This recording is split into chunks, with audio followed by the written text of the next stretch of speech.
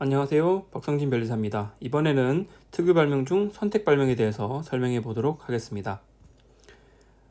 선택 발명은 특유 발명에 포함되는 내용으로 다른 특유 발명 중 의학 용도 발명이냐, 컴퓨터 프로그램 발명, BM 발명 등등 그런 발명에서 성립성이 문제되는 것과는 달리 여기서는 신규성 또는 진보성 등의 등록 가능성, 특허 요건이 문제되기 때문에 이 부분을 중점적으로 보시면 되겠습니다.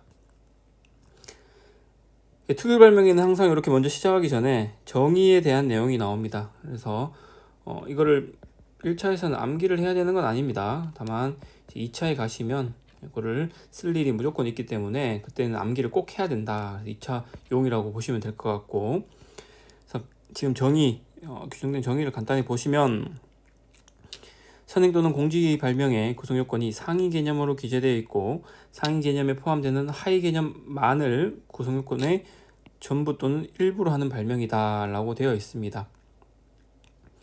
이렇게만 보게 되면 크게 잘 이해가 안 되기 때문에 예시를 들어서 한번 설명을 해보면, 상위 개념 A라는 물질이 두통 치료에 효과가 있다고 이미 알려져 있고, 그죠? 그 다음에 라지 A가 있고, 그 다음에 하위 개념으로서 여러 가지가 있어요. 스몰 a1부터 스몰 a10까지 있을 때 누군가가 A9, 스몰 a9을 선택을 했다는 거죠. 그래서 이거는 라지에 포함되죠.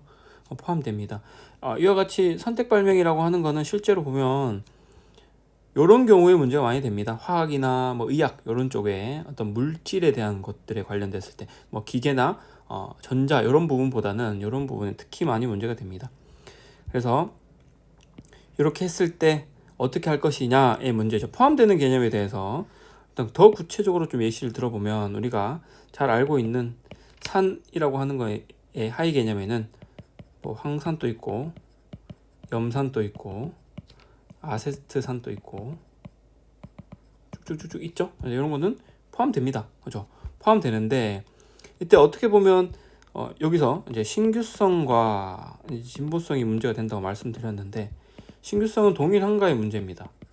이게 동일하냐의 문제에서는 동일하지 않다고 볼 가능성이 크죠. 그 자체로 보면 동일하지 않습니다. 물론 실질적 동일성의 관점에서 보면 동일할 수 있지만 동일하지 않다. 다만 진보성은 용이하냐의 문제인데, 이거를 산으로부터 항산시켜 도출할 수 있느냐로 봤을 때 이것들에 대해서는 성질이 비슷하죠. 성질이 비슷하기 때문에 요 중에 하나인 황산을 선택하는 거는 통상의 수가 쉽게 할 수 있다라고 볼 가능성이 매우 높다라는 거죠. 높다라는 겁니다. 그래서 이렇게 판단되는데 실제로 이제 어떻게 판례에서는 판시를 했는지 보도록 하겠습니다. 자, 판례를 보시면 신규성 관련해서 하위 개념을 구체적 개시, 요게 키워드입니다. 그죠? 키워드인데 실제 판례 어떻게 녹아 있는지 한번 보도록 하겠습니다. 신규성을 부정하기 위해서는 선행 발명이 선택 발명을 구성하는 하위 개념을 구체적 개시죠. 이게 키워드고, 꼭 키워드 정도는 판례를 보면서 암기를 해도 됩니다. 그죠? 구체적 개시가 되어 있어 하고, 그런 개시에는 우리가 아까 예를 들어보면 선행 발명이 있고 이제 선택을 했습니다. 그죠?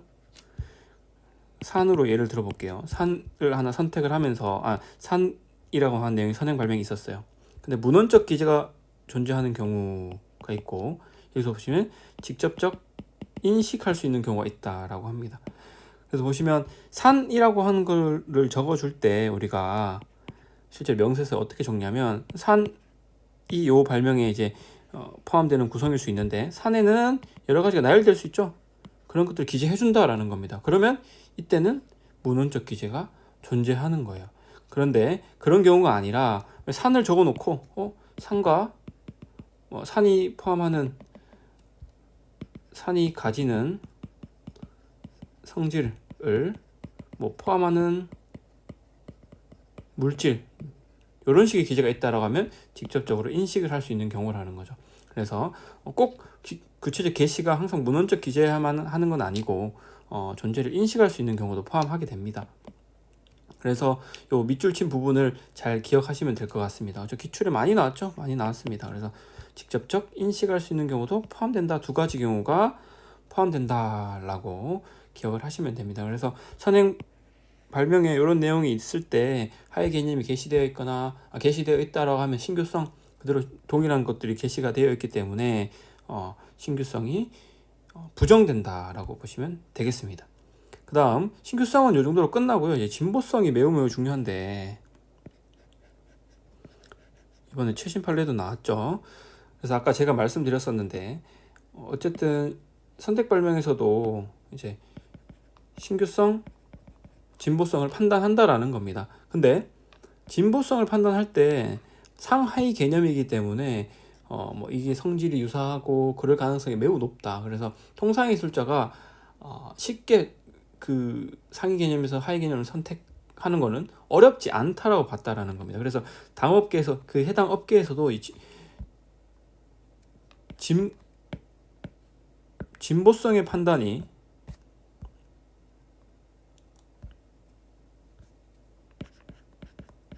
진보성 판단이 할 때 인정받기가 매우 어렵다라는 내용이 있어요. 그래서 이런 이제 문제가 해당 업계에 있었다라는 겁니다. 왜 기계기구 발명에서는 이런 곤란성에 대한 문제를 좀 쉽게 보는데 여기서 너무 어렵게 본다라는 내용이었어요. 실제로 보면 진보성 판단할 때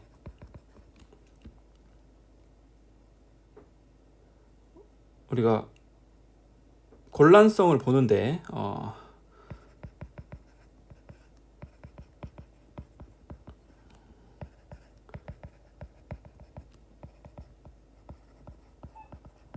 자 이렇게 두 개가 있죠. 진보성 볼 때 주로 구성의 곤란성과 효과 현저성을 주로 보게 됩니다. 그러니까 즉 구성의 차이가 있느냐, 그죠? 그 다음에 효과가 차이가 있느냐를 문제를 보게 되는데 선택 발명은 구성의 곤란성을 보지 않았다라는 겁니다. 왜? 상하이 개념이기 때문에 여기서 뭐 어떤 구성의 곤란성, 결합, 일반적으로 기계기구 발명에서는 이게 결합의 곤란성이거든요. 이런 것들을 볼 여지가 없었다라고 판단을 했다라는 겁니다. 그렇기 때문에 진보성 판단할 때 선택 발명은 효과의 현저성만을 기준으로 판단하다 보니 진보성을 인정받기가 매우 어렵다. 그래서 왜 발명별로 이렇게 차별을 두냐라는 비판이 매우 많이 있었습니다. 그래서 이 판례가 나오게 되는데 이제 대법원 판례죠. 대법원 판례가 이 판례가 쭉 이어지는 판례입니다. 그죠? 쭉 이어지는 판례입니다. 처음에 나오는 내용이 이 내용이에요. 진보성 판단 기준과 선택 발명에 대해서 어떻게 하느냐. 이 진보성 판단 기준은 어디에도 선택 발명에도 마찬가지로 적용돼야 된다라고 하는 겁니다. 그러니 여기서 이 내용이 나오는 거죠. 그죠? 구성의 곤란성과 효과 현저성을 판단하는 거를 예전에는 하지 않았는데 이제는 판단을 해야 된다라고 하는 점을 이 판례에서 명확하게 언급을 해준 것이고, 그럼 이제 우리가 예전에는 효과 현저성만 봤다면 지금은 이제 구성의 곤란성을 보자라는 겁니다. 근데 구성의 곤란성을 보는데 여기서는 구성의 곤란성, 즉 결합의 곤란성 같은 것이 아니라 선택 발명이니까 선택의 곤란성으로 보시면 되겠습니다. 자, 그래서 보시면 선행 발명의 상위 개념이 공지되어 있는 경우에는 구성의 곤란성이 입증되면 진보성이 부정되지 않는다라고 합니다. 그죠? 여기서 즉 결합의 곤란성이 있으면 진보성이 부정되지 않는다라는 겁니다. 실제 기구 발명에서도 이 결합의 곤란성이 나오는데 효과가 크게 차이 없더라도 구성의 차이가 있으면, 즉 결합의 차이가 있으면 진보성을 인정받을 수 있습니다. 여기 마찬가지로 선택의 곤란성이 인정되면 진보성이 부정되지 않는다라는 겁니다. 이게 실제 어떤 케이스였냐면 뒤에 읽어보면 내용을 알게 되는데, 선행 발명의 발명을 이루는 구성 요소 중 일부를 2개 이상의 치환기로 하나 이상을 선택할 수 있도록 한 마쿠시 청구한 마쿠시 형식으로 기재된 확식과 그 치환기 범위 내에 이른바 내에 이론상 포함되기만 할 뿐 구체적으로 게시되지 않는 화합물을 청구 범위로 하는 특허 발명의 경우입니다. 즉 뭐 여기서도 간략하게 설명드리면 벤젠고리에서 이 치환기 하나가 문제됐었는데 이 치환기가 들어갈 수 있는 경우가 억 단위였다. 이제 억 단위 중에 한 개를 선택하는 문제였어요. 근데 이 한 개를 선택하는 것이 쉽냐라는 겁니다. 쉽지 않죠. 그죠? 그렇기 때문에 이런 경우에도 이 업계의 좀 요구를 받아들여서 이렇게 판단을 했다라고 보시면 될 것 같습니다. 그래서 판단 시 뭐를 고려하느냐를 보시면 선행 발명의 마쿠시 형식 등으로 기재된 화학식과 그 취향기 범위 내에 이론상 포함될 수 있는 화합물의 개수죠. 이게 가장 중요했습니다. 왜? 우리가 이런 느낌이죠. 경포대 바닷가에서 바늘 찾는 느낌이다 하죠. 뭐 이런 느낌. 그러면 쉽지 않다라는 겁니다. 그렇기 때문에 그런 점과 그 다음에 마쿠시 형식으로 등으로 기재된 화합물 중에서 특정한 화합물이나 특정 취향기를 우선적 또는 쉽게 선택할 사정이나 동기 또는 암시의 유무. 만약에 어떤 한 개를 선택을 했는데 그거를 선택하는 거에 있어서 선행 발명의 동기가 있거나 뭐 이런 것들 뭐 뒤에도 나오지만 이제 구조적 유사성이 있습니다. 어쨌든 유사한 것을 언급해 놓았다면 후에는 그 유사한 것 중에 하나 선택하는 것은 어렵지 않다라는 점이죠. 그런 것들을 종합적으로 고려하겠다라는 겁니다. 그래서 판단해라 라는 내용입니다. 자, 그 다음 또 넘어가 보시면, 자, 여기서 또 다음 나오는데 또 똑같은 판례입니다. 그죠? 특이한 효과를 고려해야 되느냐에 대한 문제입니다. 진보성 판단할 때는 특이한 효과도 함께 고려해야 된다. 그러면 어떤 선택을 하고 거기에 따른 효과도 고려해라 라는 점이죠. 왜 그런 내용이 나오냐면 뒤에 나옵니다. 만약에 얘가 선택을 해서 만약에 효과가 있었다는 것과 선택을 했는데 효과가 없었다라는 내용을 비교해 보겠습니다. 만약에 효과가 있었다라고 하면 여기에는 어떤 것을 선택할 동기가 있었을 것이고, 그죠? 그에 따라 선택이 이루어진 거고, 그에 따라 효과가 나타난 건데, 효과가 없었다면 그냥 이거는 임의 선택이라는 거죠. 이런 선택에 대해서는 우리가 아무리 이렇게 중에 하나를 선택했다고 하더라도 진보성을 인정할 수 없을 텐데, 그죠? 이런 동기가 있고 그에 따라 선택을 해서 효과가 있었다고 하면 이거는 인정을 해줘야 된다라는 점이죠. 그죠? 그래서 이런 표현이 나옵니다. 선행 발명에 이론적으로 포함되는 수많은 화합물 중 특정한 화합물을 선택할 동기나 암시 등이 게시되어 있지 않은 경우에도 아무런 기술적 의의가 없는 임의적 선택에 불과한 경우라면 거기에는 선택의 어려움이 있을 수 없다. 그렇죠? 왜냐면 그냥 하나 마음 가는 대로 뚝 하나 고른 거 아닙니까? 그죠? 그런 어려움이 있을 수 없는데 그걸 판단하는 바로미터가 뭐다? 효과라는 겁니다. 효과가 있으면 동기에 있었던 것이고 효과가 없으면 이미 선택에 불과하다라고 보겠다라는 거죠.